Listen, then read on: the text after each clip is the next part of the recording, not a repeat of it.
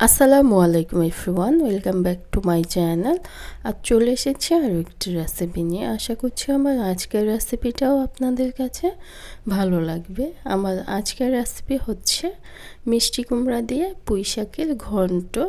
যে যাই বলুন না কেন, খেতে অসম্ভব টেস্টি। কিন্তু মূল রেসিপিতে চলে এসেছি। একটি প্যান বসিয়ে তেল দিয়েছি পরিমাণ মতো, পেঁয়াজ কুচি দিয়েছি, এখানে বড় সাইজের 2টা পেঁয়াজ কুচি দিয়েছি, রসুন বাটা দিয়েছি 1 চা চামচ, চামচটা ভরে দিয়েছি। 2-3 সেকেন্ড মতো ভেজে নিব। দিয়ে দিচ্ছি লবণ, স্বাদ মতো লবণ দিয়েছি। দিয়ে দিচ্ছি এখন আমি এখানে জিরা গুঁড়া 1/2 চা চামচ পরিমাণে, ধনিয়া গুঁড়া 1/2 চা চামচ, মরিচের গুঁড়া দিয়েছি 1 চা চামচ ভরে, হলুদ গুঁড়া 1/2 চা চামচ দিয়েছি। 2-3 সেকেন্ড একটু ভেজে নিয়ে দিয়ে দিচ্ছি পানি। মশলাগুলোকে কষিয়ে নিব। ঢেকে দিচ্ছি।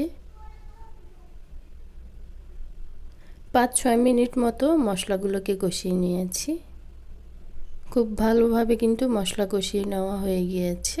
দিয়ে দিচ্ছি মিষ্টি কুমড়া। আগে থেকেই কেটে নিয়েছি, 1 পিস পরিমাণে মিষ্টি কুমড়া নিয়েছি। দিয়ে দিচ্ছি কাঁচামরিচ, 6-7টি কাঁচামরিচ দিয়েছি। এখন দিয়ে দিচ্ছি আগে থেকেই কেটে ধুয়ে নেওয়া পুঁই শাক। 1 আটি পরিমাণে পুঁই শাক নিয়েছি। ঢেকে দিচ্ছি। 2-3 মিনিট ঢেকে দিয়েছি। এখন আমি নেড়ে দিচ্ছি।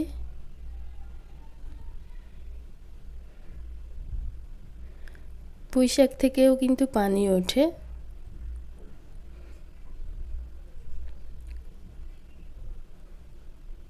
এখন আমি আবার সামান্য পানি দিয়ে দিব। নেড়ে চেড়ে মিশিয়ে দিয়েছি। 1 কাপ পরিমাণে পানি দিয়ে দিয়েছি।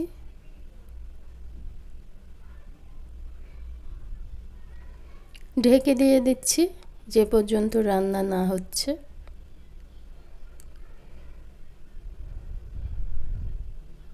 আমার রান্নাটা কিন্তু হয়ে গিয়েছে, সব কিছু ভালোভাবে সেদ্ধ হয়ে গিয়েছে, দেখতেই পাচ্ছেন।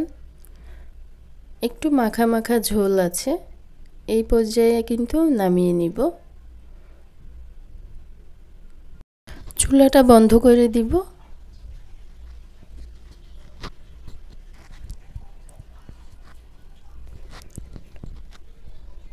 আশা করছি আমার আজকের এই রেসিপি আপনাদের কাছে ভালো লেগেছে।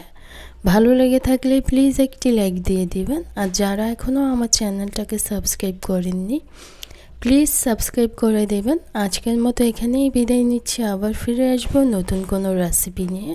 সে পর্যন্ত সবাই ভালো থাকবেন, সুস্থ থাকবেন। আল্লাহ হাফিজ।